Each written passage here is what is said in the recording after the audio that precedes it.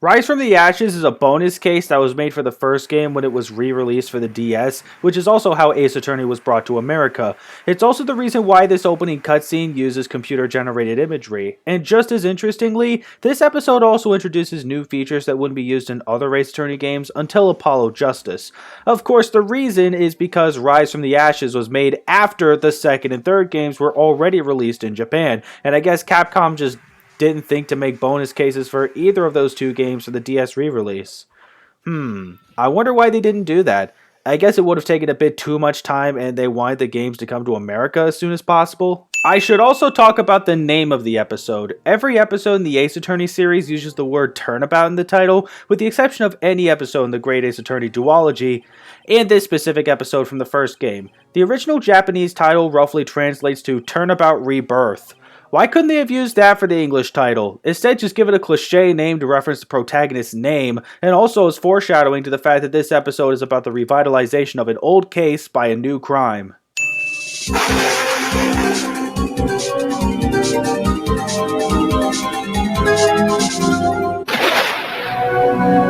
I know what this is supposed to imply, but if one of the crimes took place in the prosecutor's office parking lot, which is underground by the way, why are both shots of a silhouette holding a knife in a high level of a building?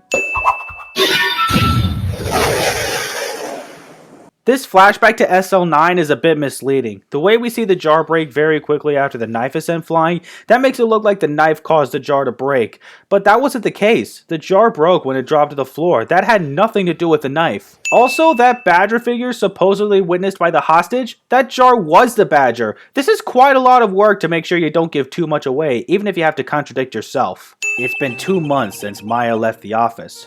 2 months without a single trial. I've had offers, but none I took. Why? Don't you want to keep this law firm afloat? How are you paying the rent on this place anyway? It doesn't matter who I am, it only matters who you are. The famous defense attorney, Mia Fey. Is Emma seriously this behind on the news? A, Mia is female, and B, Mia is dead. Please, you have to help. It's my sister.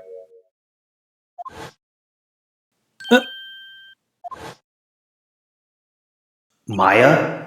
Could it be? What's the connection here? Just the fact that Emma said the word sister? Also, this is what convinces Phoenix to accept the case? I'll be 16 years old this year. Oh, I see. Wait, only 16? Emma says she will be 16 this year, meaning she's still 15 at this time, yet her profile says she's 16. Huh. So what exactly is your current position then? Well, legally speaking, I guess you'd call me an 11th grader. But she's about to turn 16 this year. If that's the case, shouldn't she be a 10th grader? My name is Lana. Lana Sky. I'm chief prosecutor for this district. You're a prosecutor? 2 sisters, 1 a lawyer. Could this be a coincidence? Absolutely. Other than the fact that Lana knew Mia from her academy years, there's no relation whatsoever. Allow me to repeat myself, Mr. Wright. The victim was a detective. You know what that means, don't you? Uh-oh. What? Mr. Wright? What does it mean? Well, it means the police department will consider it a matter of pride to find me guilty. They will use any means at their disposal to do so. A matter of pride for this particular individual, even if she turned out to be innocent? That sounds sketchy. Still, I'm a little surprised. I would think you'd recognize the district's chief prosecutor, Mr. Wright. Just because he works in law? Time to change the subject. Wait, she was in the class ahead of Mia, wasn't she? The only way Phoenix would know this is if you cleared all the talk options for Emma at the Wright & Co. law office, which you don't have to do. But if you don't do it, Phoenix's thought process of changing the subject to talk about Mia doesn't make sense. At least, not as it's phrased. Lana does mention Mia by name when you first meet her, so maybe instead, Phoenix should be thinking, wait, she said that Mia mentioned me, didn't she? Then when going through that talk option, Lana would be the one to talk to Phoenix about Mia. She was strong. She'd do anything to become a defense attorney. Anything. That was probably why she was attracted to me. Excuse me? Intellectually attracted. Lana was top of her class in school. Nice try with the save, Emma. I wish I could say it worked, but the internet still makes a deal out of Mia being attracted to Lana in a completely different way. So what, we just went from the detention center all the way back to the office? How come? I thought we should have been on our way to the crime scene after our discussion with Lana. Hey everyone, keep up the good work! Hey, what are you thinking?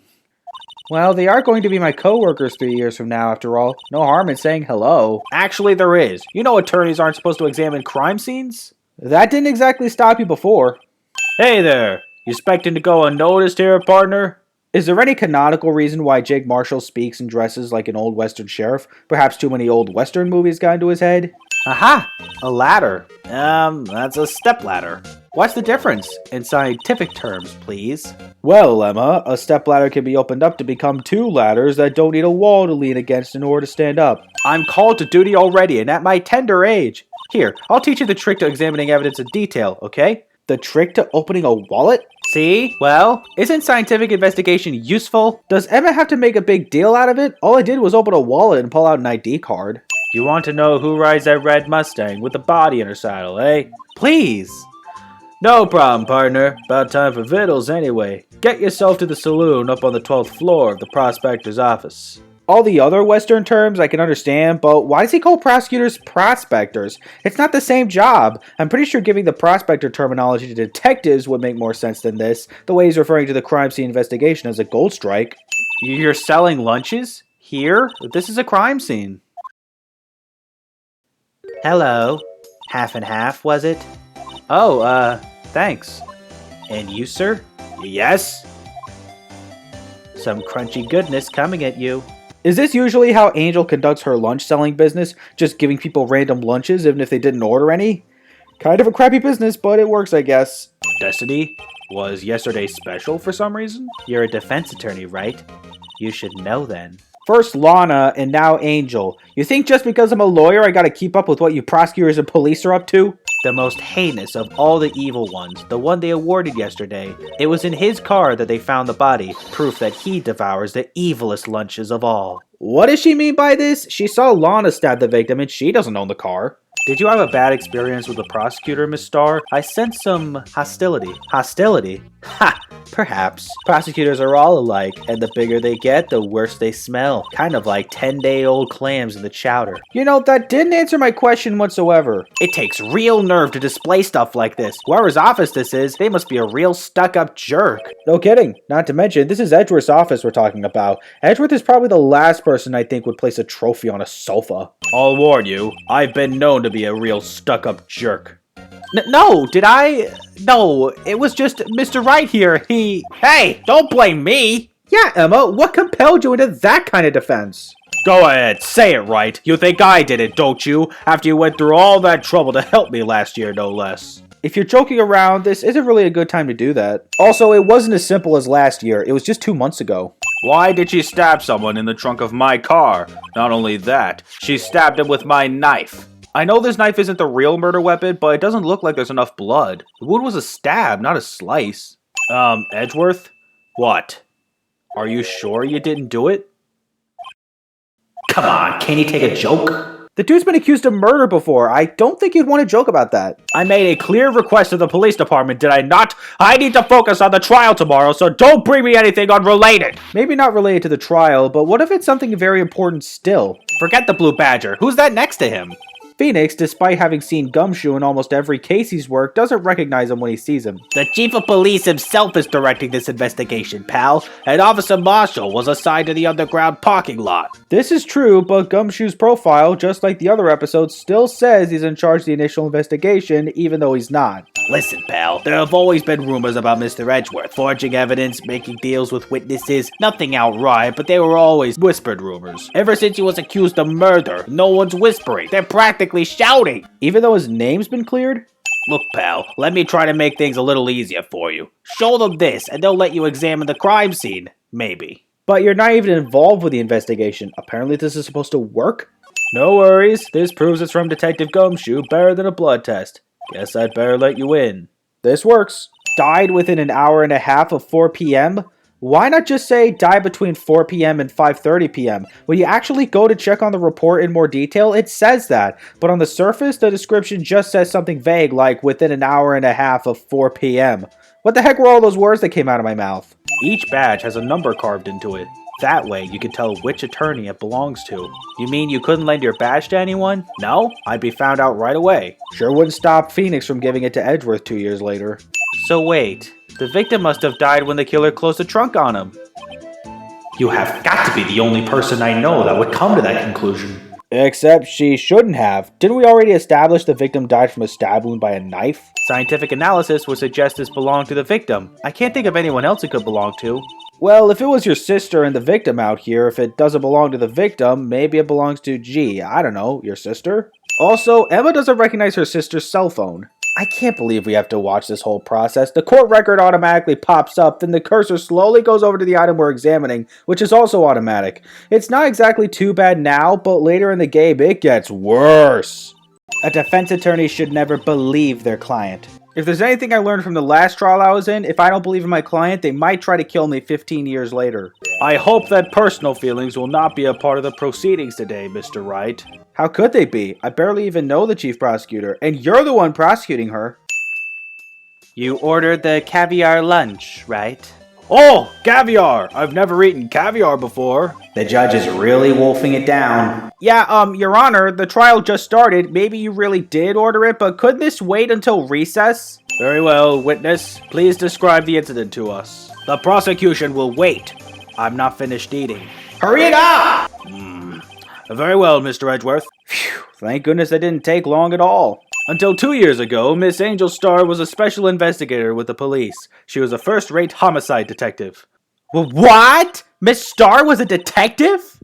You mean you didn't know that, Emma? I don't believe you. The crime took place by a car in the back of A block, in the car's trunk. The killer stabbed the victim with this knife and went to drive the body out. So, according to Angel's take on the case, Lana not only stabbed Detective Goodman with Edgeworth's knife in the trunk of Edgeworth's car, she was also planning to steal Edgeworth's car just to dispose of the body. Angel's hatred for prosecutors really shines, doesn't it? Mr. Edgeworth, your thoughts? Objection. That had to be the weakest objection ever, Mr. Edgeworth. Yet it was still stronger than your ever-feeble mind, Mr. Wright. Edgeworth has a point. I had no business presenting Angel's photograph at the statement where she says something about the defendant holding the knife. That's not exactly contradictory, even though the description of the photograph suggests it was the moment of the crime. Angel even says that the moment she witnessed the crime, she snapped the picture. This photograph was not taken the moment before the stabbing. This was taken the moment after the stabbing. And how can you tell that? Blood splatter. Hello? Anybody home? Think, Wright, think. See the dark crimson stains on the chief prosecutor's coat? But it's a black and white photograph. What does it matter that the photo was black and white? You'd still call that blood, wouldn't you? Unless you're going to suggest it's Hershey's chocolate syrup. This isn't Psycho.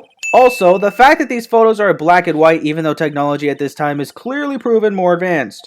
Great! Now the tide is turning in our favor. Great show, Mr. Wright. My sister's as good as free. Premature celebration. You say she stabbed him again and again? But you couldn't have witnessed that. Are you testing me? Then I'll test you. With my moss surprise. I'm afraid the moss is growing under our feet as we wait, Miss Starr. Well, what do you mean? I shouldn't have to explain this, but take a look. Yeah, you really shouldn't have to explain this. I was the one who made the objection.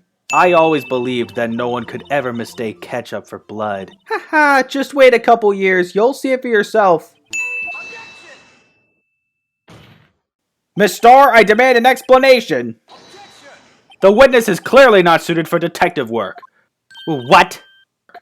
The suspect was not wearing a scarf or muffler of any kind when she stabbed the victim. Edgeworth! I made the objection first and was going to point out the exact same thing! I'm the defense attorney, not you! Is there even a good explanation for Edgeworth to butt in and point out the exact thing I was going to point out? Let me have this! Ultimately, we couldn't shake the most important part of her testimony. The most important part? I can understand Maya reading Phoenix's mind because she's a spirit medium, but how is Emma able to read your mind? She doesn't have any spiritual or psychic powers I know of. I strike like a snake and bite like a cobra. That's me, Angel Starr. That wasn't a very good metaphor. First of all, a cobra is a kind of snake. Don't bother me with details unless you want to get bitten. No thanks!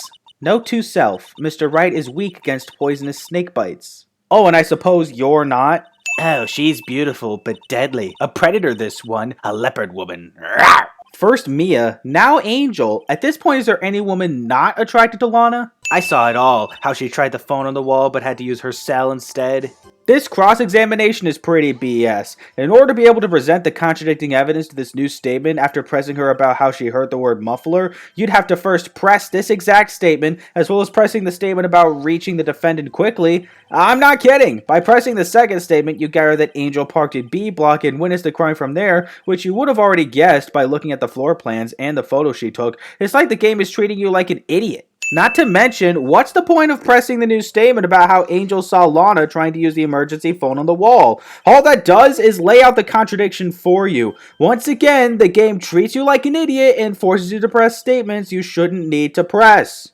How many years have I been getting the better of men? To think that the tables could be turned. Today, a man has got the better of Angel Starr. Are you a former detective or a prostitute? If a witness is found to be lying, they're guilty of perjury. She knows this. She wouldn't risk that without a good reason. So tell us what her reason was, Mr. Wright. Huh? Me? Who else? Gee, I don't know. Maybe perhaps the witness herself? You. Yes? You ordered the squid wheels, right? Stop it with the lunches while you're at the stand! I swear it. I swear it on my finest plastic spork. You have a point, and the spork is a wonderful invention. You know, that spoon-fork thing you get at Kentucky Fried Chicken? 5 minutes between the witnessing of the murder and the arrest. Think about it. You could make pasta in that amount of time, if you like it al dente. Not necessarily. Most pastas take about 10 minutes to be al dente. My apologies, but we have no further questions to ask of you, Miss Starr. Ah. Is this your jumbo lunchbox? Woohoo! A triple-decker! Out of deference to the witness's determination, I'll allow one more testimony. Is that seriously all it takes to get more information from Angel? I've heard of judges being bribed before, but not with lunchboxes. You must know the 2 rules of evidence law. Rule 1. No evidence shall be shown without the approval of the police department. That didn't stop me from presenting Maya's cell phone, Cody's photo album, and a 5-year-old photo no one knew about. Why should we treat Goodman's shoe any different? I'm sorry, Mia. Right. Wet or not. Wait a minute, what? Why is Mia able to relay info to me? I can understand the previous episode because Maya was there, but now Mia's just able to relay information to me for no reason. Also, is there any special reason for Mia to have come to me just to remind me to look inside a car's exhaust pipe for a piece of evidence I really should be looking at myself? What's that suspicious looking claw sticking out of the car's muffler? So what if there is something sticking out of the muffler? What does that have to do with the case? Nothing. Absolutely nothing. How do you know? Ever consider the question of why there's even anything in the car's exhaust pipe to begin with? The court will adjourn for a 30-minute recess. It's lunchtime after all. He's still hungry? Whoa, hold up. It says judge when it's meant to be Phoenix's line. Thought I'd come take a look-see at how the trial's going. Looks like I'm late. They've got the home ranch locked down tighter than a fort in enemy territory. Guess they didn't want to go for the obvious lockdown tighter than Fort Knox. So we adjourned for a 30-minute recess. When we were back in the defendant lobby, it was 11:56, so if it's 12:32 now, that means it was for 36 minutes. That's cheating.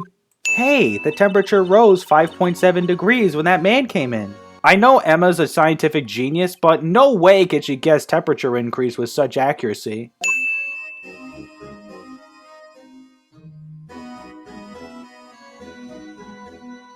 Get used to these long stairs from Gant, people.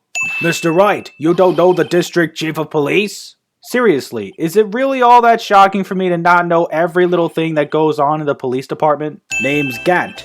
Damon Gant.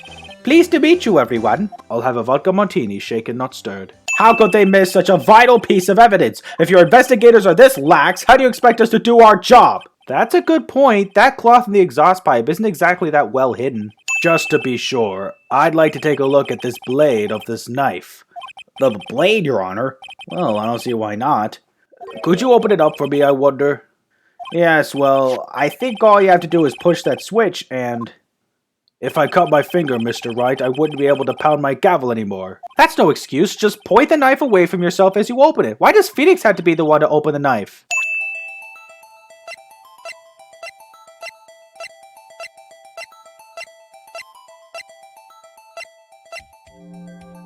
Well, there goes 10 seconds of my life. It could have been so much faster if the game just let me select the knife manually.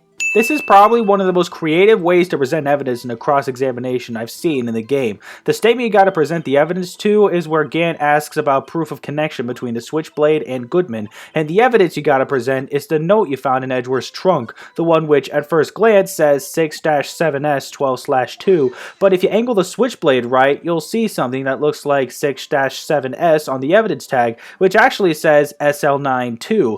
It only looks like 6-7S12/2 on the note because Goodman wrote it while the paper was upside down. It's cool and creative, even if you have to first examine the evidence tag on the Switchblade, but is there any canonical reason for the note to have been upside down in the first place? What would have changed if the note wasn't upside down?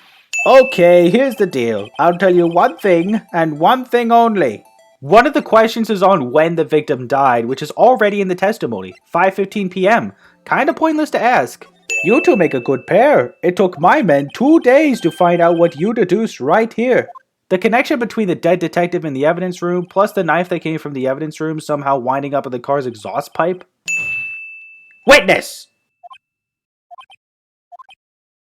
What is it, Mr. Wright? You're grinning like a schoolgirl on prom night.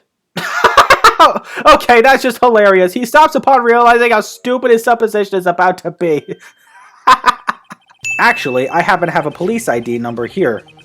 Oh, is it yours? No, Your Honor. I'm a defense attorney, remember? And this is where the judge's scatterbrained personality takes full effect. Wait, that ID number we heard from the chief earlier, that started with 82... I've forgotten. You didn't even get the first number right. Again! Made worse by the fact that this time I actually have the ID card right here. I couldn't submit this evidence until a connection was proven in court. The connection was just proven by Wrighto over here. Wait, what did the top of that report say? Detective Bruce Goodman murdered in the police department evidence room. Detective Bruce Goodman is the victim in the prosecutor's office parking lot. You didn't need my help proving the relevance, especially if you had sent an officer to give the report to Edgeworth. No!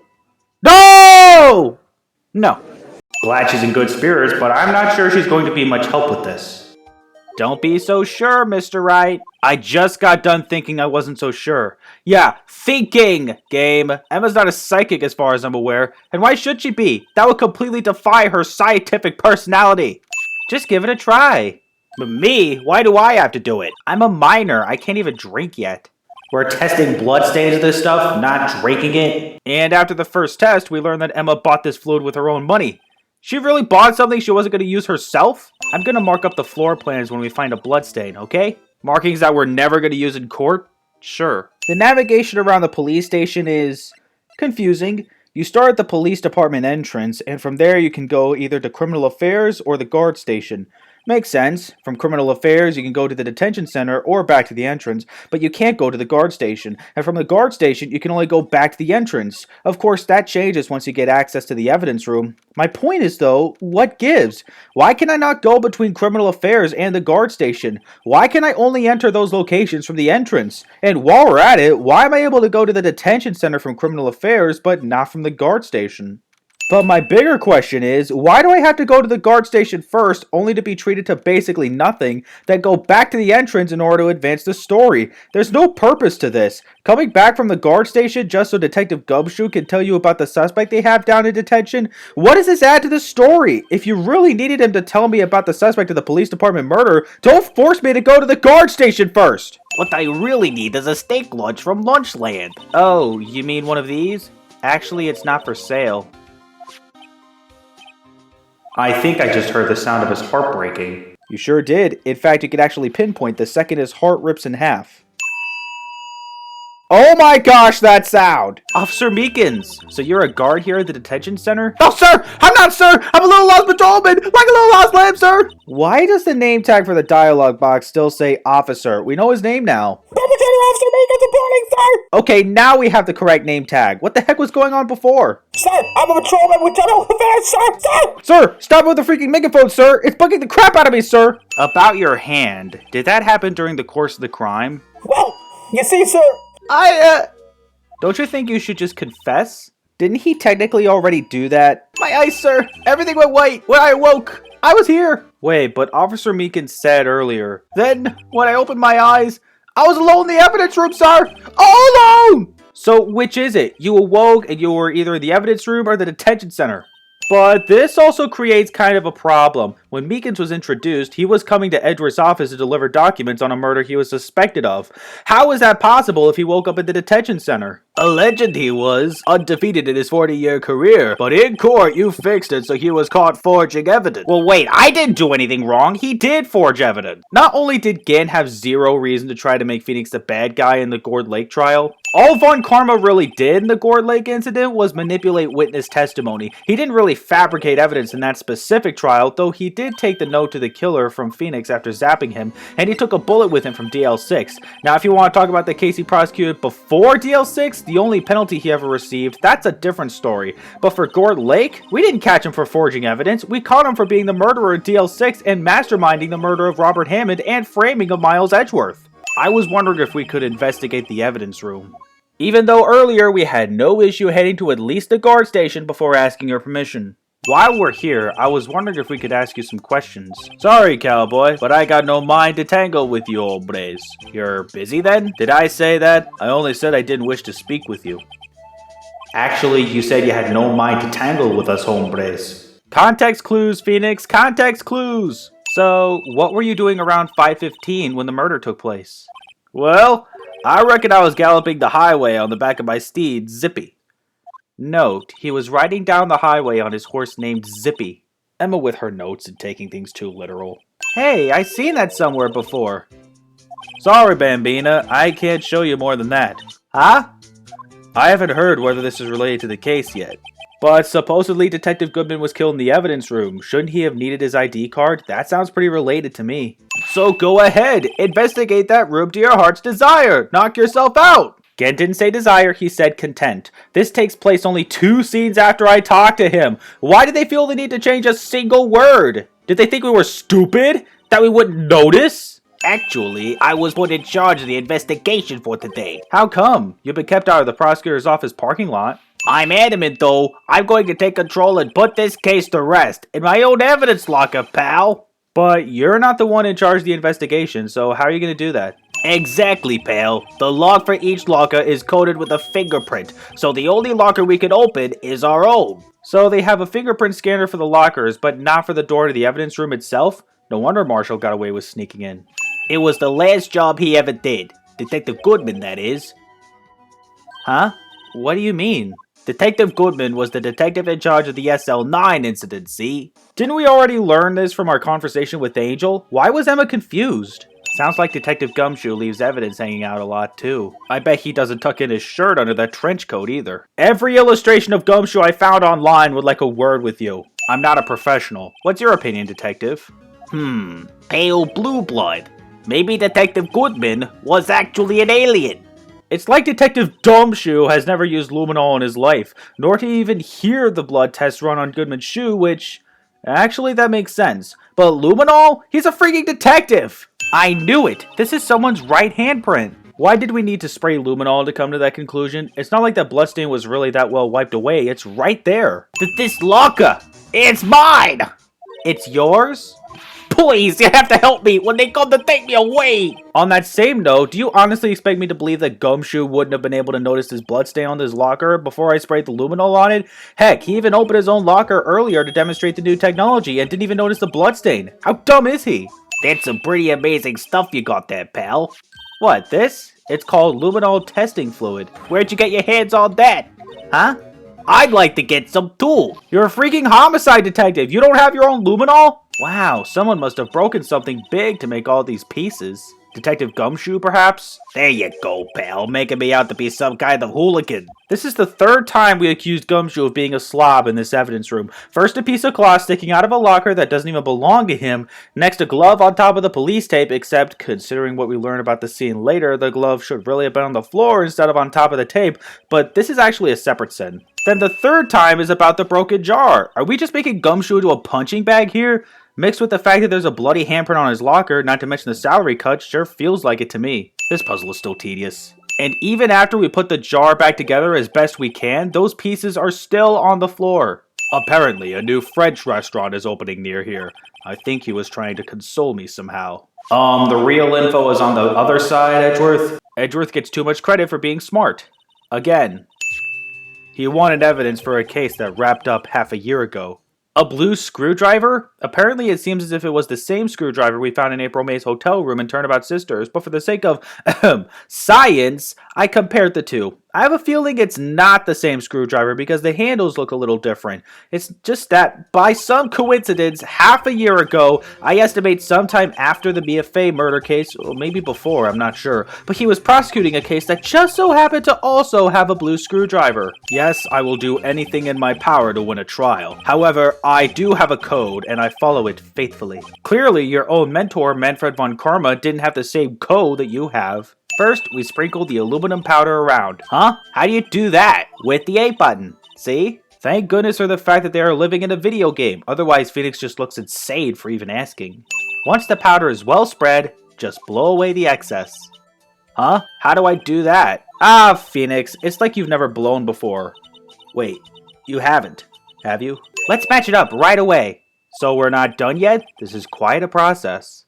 Well, there's no point in finding a fingerprint and not knowing who the owner is, right? Duh, Phoenix. Get your head straight. Look at the fingerprint data we got from Mr. Edgeworth and point out the person you think left these prints. Huh? How am I supposed to know who it was?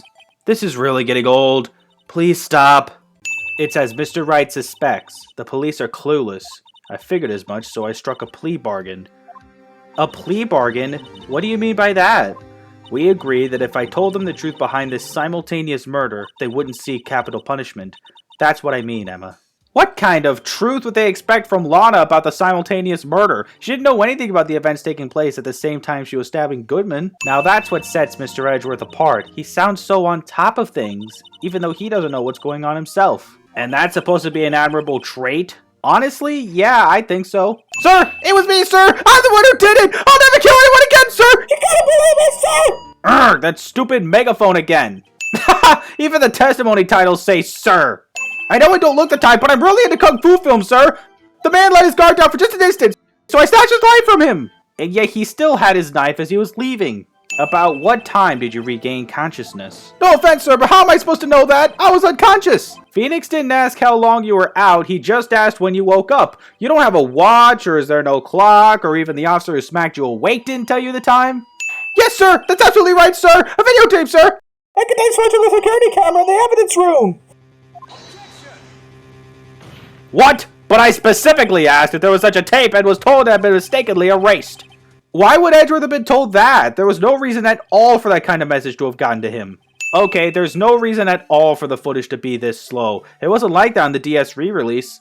I'm not kidding. Just search up Ace Attorney security video on YouTube and compare the original DS version of the video to this version on the HD re-release. Also, this is the grounds for arresting Meekins. All we see is him approaching the other man, then getting slashed at, and the two get in a struggle. Then, not only do we see no dead body in the room, we just see Meekins unconscious, plus the fact that the evidence room has no visible bloodstains, except for the one on Gumshoe's locker. Make it make sense. What the heck was that wriggling piece of plywood? Edgeworth doesn't know about the Blue Badger for some reason. This tape seems to prove that the witness did encounter, someone in the evidence room, and some sort of, activity did take place. Are we talking about physical assault or rape? Mr. Wright, please show us this contradiction you speak of. I have to point out a problem in the video? Yeah. You're the one presenting the evidence. It's set up so you can fast forward, rewind, or pause the video. How exactly does that work? Does the judge, give me a remote to use for this occasion? Also, boy am I gonna need the fast forward in order to get to the contradiction I have to point out. Yet these controls aren't available to me if I just examine the security footage from the court record. Explain this to me! I found this near the locker, a thin rubber glove. But we can't be sure that was in the victim's locker. I'm sorry, what did you think was dropping from the locker when the man opened it? The defense has merely demonstrated that possibility and nothing more. The victim in the video was indeed Bruce Goodman. Then I suppose you have a good response as to why he would pull a knife on Officer Meekins? No? Okay. The security video did not show the actual murder.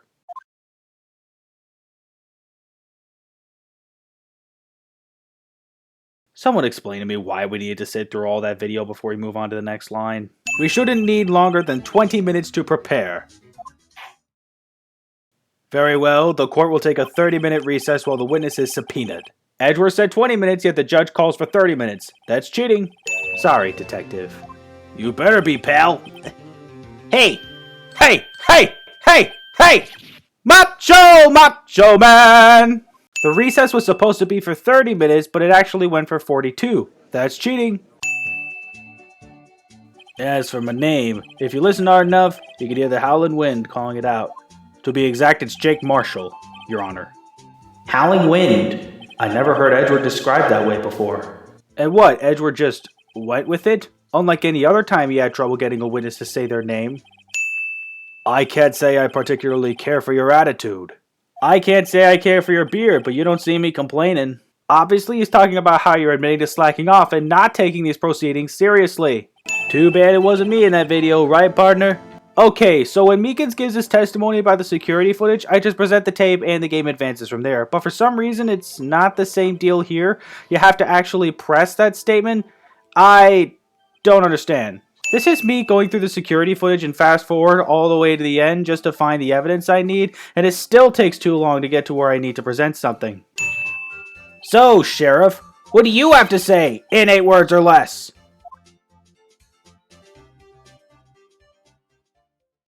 I only got one word for you, partner. No! No. Also, drop the partner from the first sentence and the whole thing would have been perfect to sum up Marshall's reaction in 8 words or less. No matter how well you disguise yourself, you can't change your fingerprints. Under normal circumstances, you wouldn't have been able to open that locker yourself. But he could because a rubber glove just happened to get stuck in the door. Of course he couldn't have known about the fingerprint-activated locks, but it only makes me wonder even more what he would have done if that glove wasn't stuck. Officer Meekins certainly is a 1 in a million type of person, mistaking a detective for an intruder and demanding to be shown his ID. 1 in a million indeed. In fact, I should have asked this question earlier, but what made Meekins mistake the man for an intruder anyway? I mean, we know now that it was Marshall in disguise, but Meekins didn't. Which, in turn, means only one person could have committed the crime. Chief Prosecutor Lana Skye. But wait, a verdict wasn't reached in yesterday's trial. And it would have been if the matter of the murder at the police department wasn't brought up. Think! What about that piece of plywood? The Blue Badger, mascot of the police force, defender of truth, guardian of proof. We have never heard that slogan throughout the whole course of this episode until now. Officer Meekins cut his hand, from which a trivial amount of blood fell. The problem is, the other time.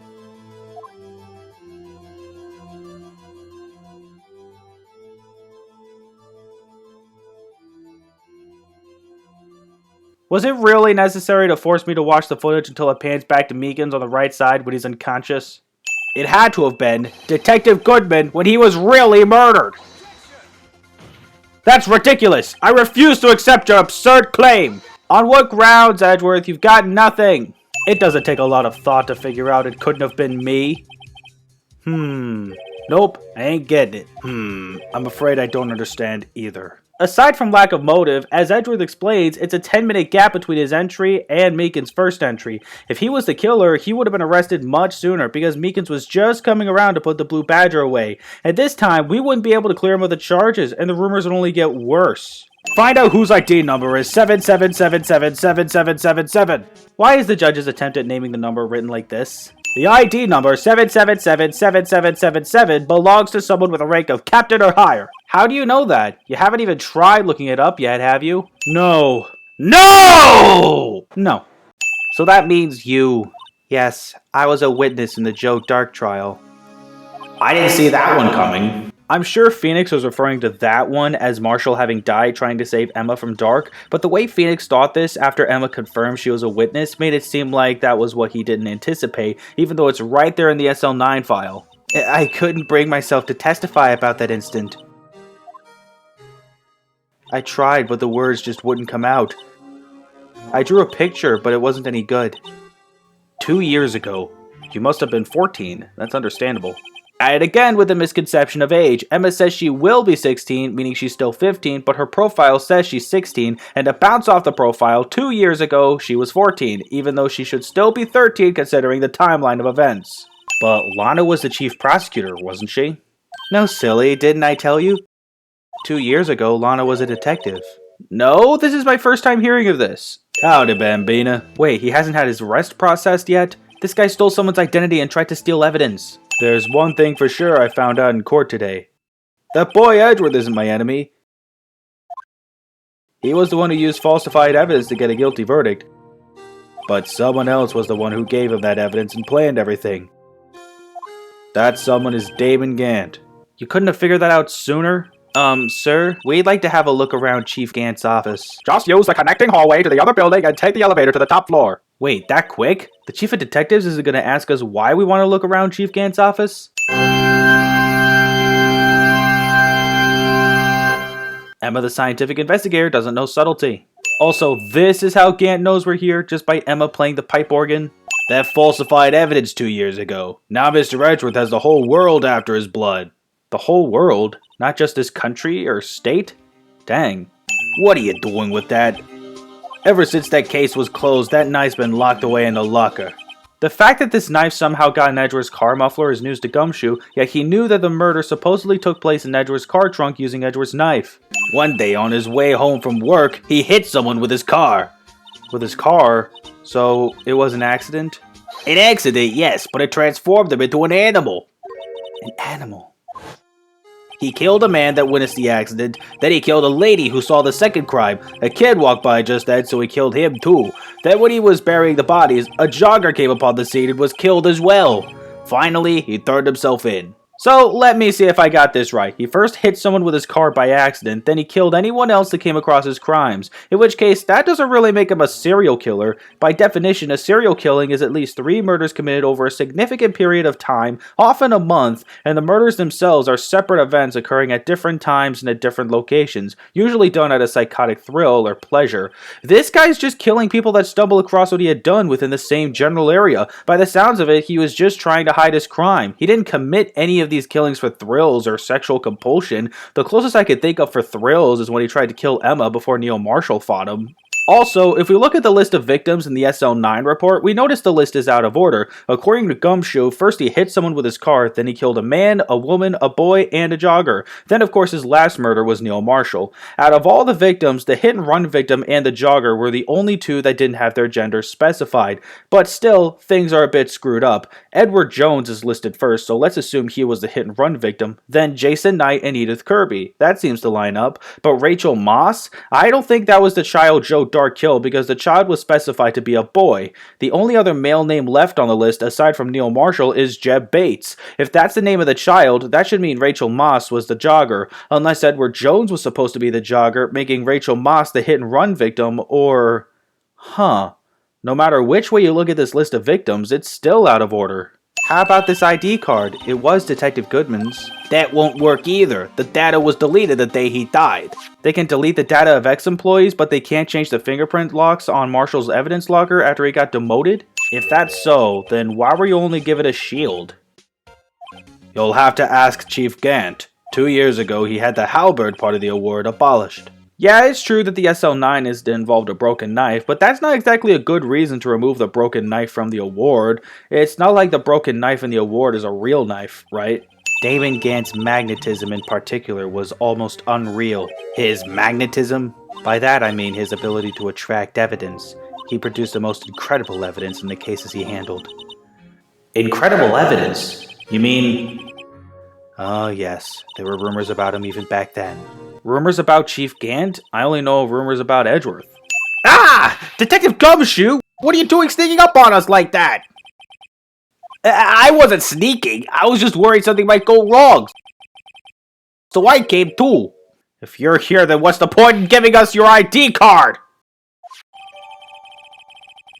Wow, we really are making Gumshoe into a punching bag. Also, that was a valid question. Why not just have Gumshoe come with us, still holding the ID card? Instead, you needed to give us the ghost slapping joke a second time. Don't get me wrong, it was funny the first time, but it wasn't worthy of a repeat. Also, what does it matter that we're crushing Gumshoe's ID card? He's gonna get fired anyway. What a very convenient safe, having a 7-digit code, and we already have a piece of evidence we haven't fully completed yet, leaving behind a very big clue now that we've come this far. Say, anyone care to look inside?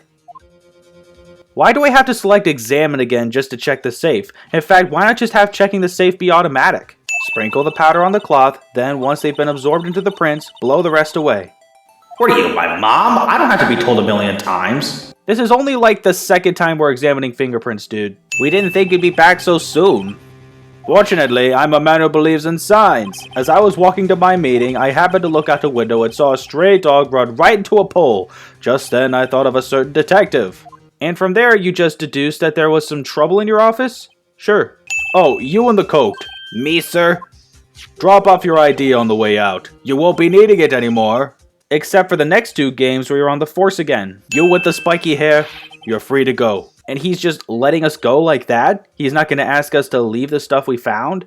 It seems Edgeworth was right. Edgeworth?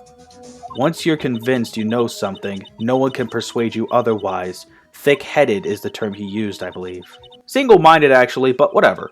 I couldn't just leave that knife in him. So I took it out and stabbed him with another knife. That would be Edgeworth's knife. That's right. Even though he was already dead, my hands were shaking at the thought of stabbing him. That's why I ended up cutting my hand.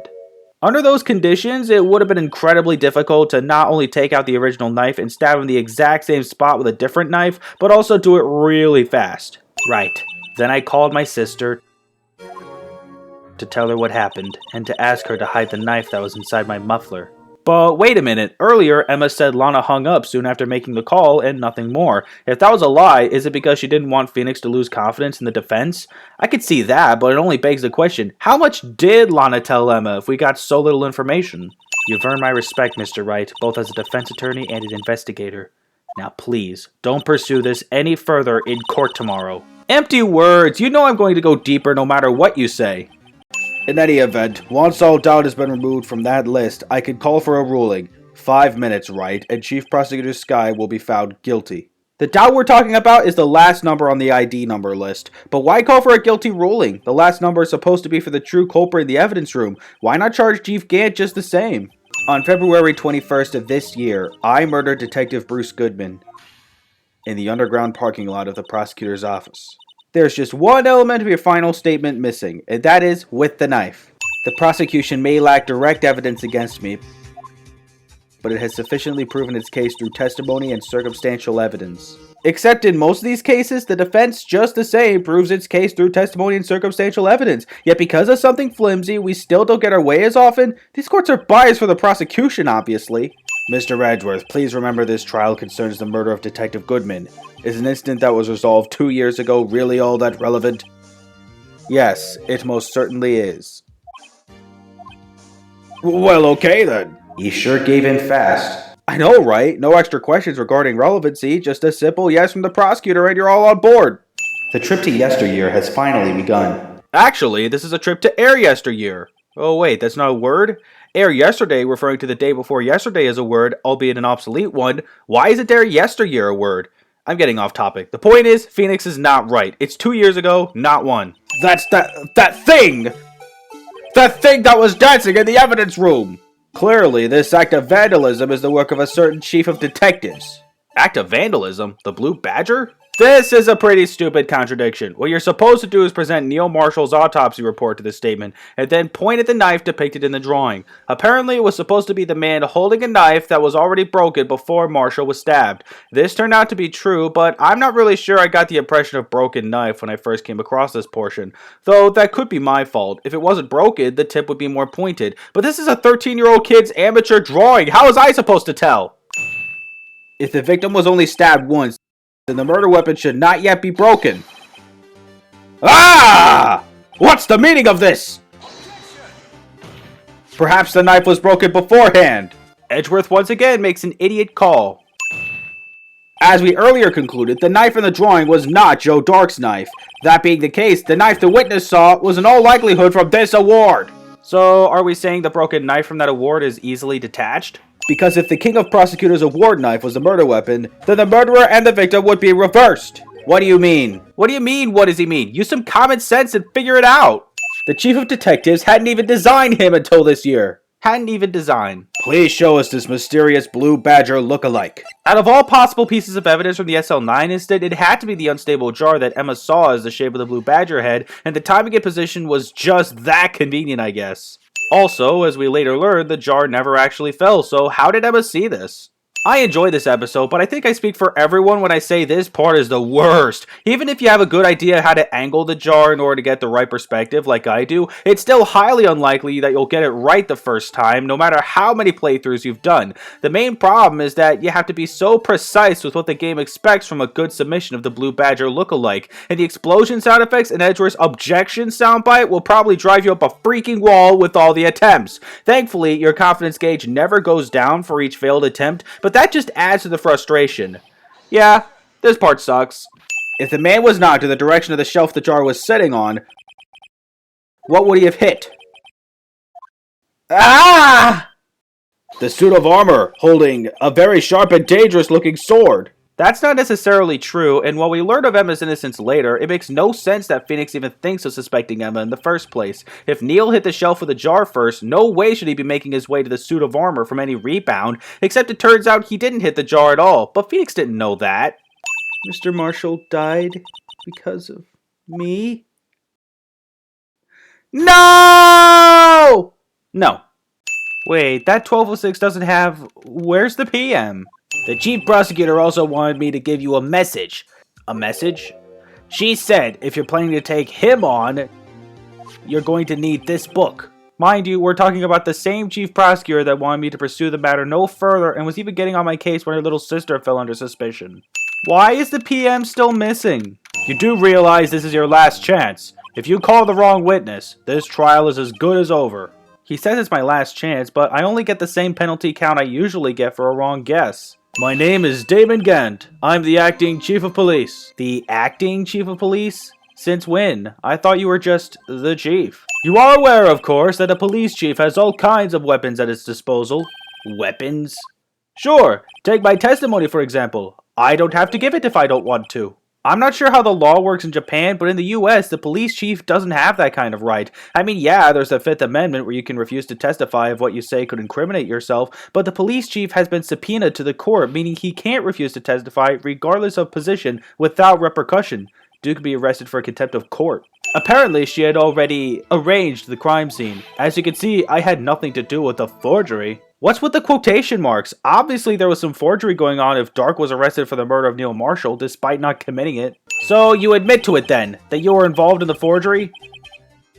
Who, me? Or do you mean you? Me? Why would I have anything to do with that? Why indeed? If this is an attempt to deflect the blame, it's a dumb one. We're talking about a jar that before the last trial day was only ever seen fully intact in a picture, and half of an evidence list that Emma scribbled on. Gant's claim of Phoenix being the forger is ludicrous. Rest assured, Dick will receive his due punishment. What? If Detective Gumshoe's salary drops any further, he'll end up paying to work. Gumshoe got fired, remember? Remember, who was it that murdered Neil? I'm not sure I care for the word murder here. Finally, you start to get it. Murder is not the same as involuntary manslaughter. Where was that realization during Edgeworth's trial for DL6? He would be able to use the chief prosecutor as his puppet. Essentially, he would acquire unchecked authority over all investigations. Do you mean to tell me that despite the chief's formidable appearance, he plays with puppets? Get a clue, Your Honor, get a clue. On that day, you had to have met with Detective Goodman. What do you mean? This trial's purpose is to determine Lana Sky's guilt. By that logic, the purpose of the trial of Larry Butts was to determine his guilt. Same with Maya Fey, same with me, and Will Powers, and even Miles Edgeworth. Seriously, Your Honor. Order! Order! Order! What's going on here? Is there no room for rebuttal to the defense's outrageous accusations? Apparently not, Your Honor. Apparently not.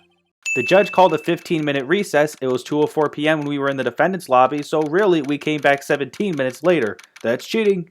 The broken prosecutor award knife was stuck in the victim's body. This turned out to be false, but wait, the knife from the award was also a real one? First a samurai spear and now a knife from an award? What's with this city?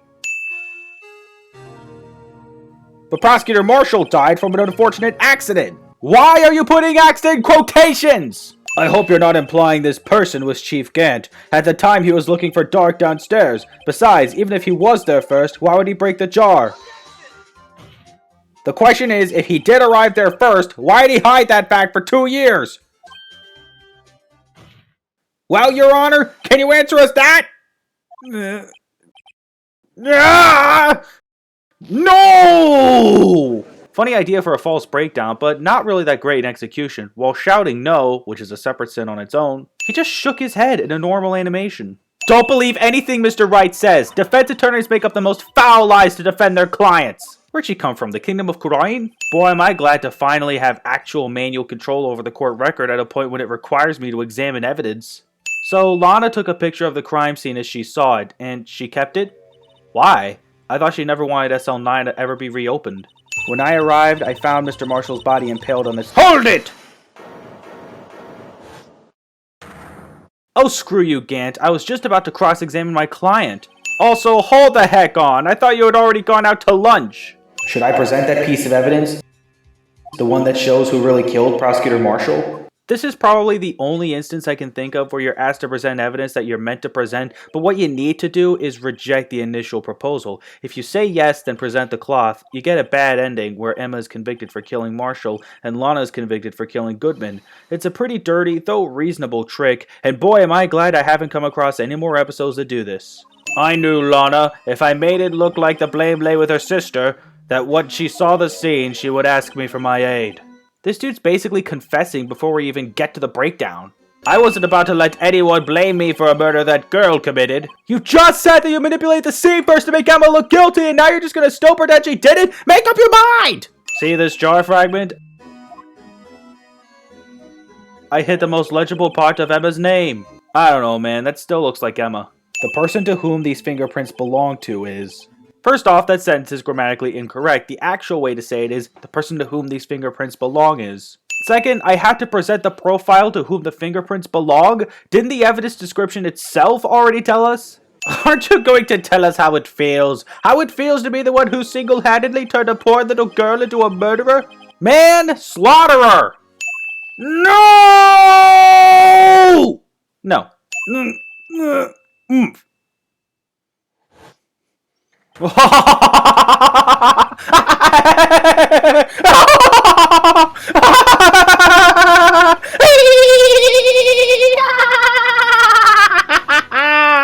is he, the freaking Joker?